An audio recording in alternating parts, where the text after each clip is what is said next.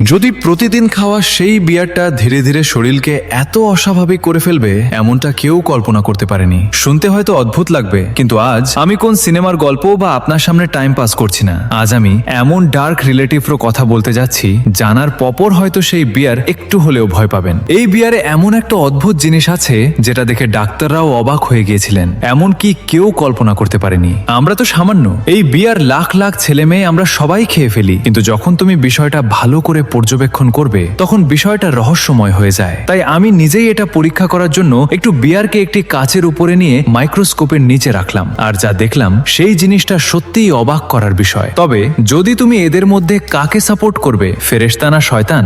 যদি আমার মতো ফেরেশতা হয় তাহলে লাইক করে চ্যানেলটিকে সাবস্ক্রাইব করবে আর কমেন্টে তুমি কোন বিয়ার খেতে লিখ। মাইক্রোস্কোপের নিচে বিয়ার আর সাধারণ পানীয়ের মতো দেখায় না, দেখা যায় অসংখ্য ক্ষুদ্র বুদবুদ, তরলের মধ্যে ভাসতে থাকা সূক্ষ্ম কণা আর খামিরের ছোট ছোট অবশিষ্টাংশ।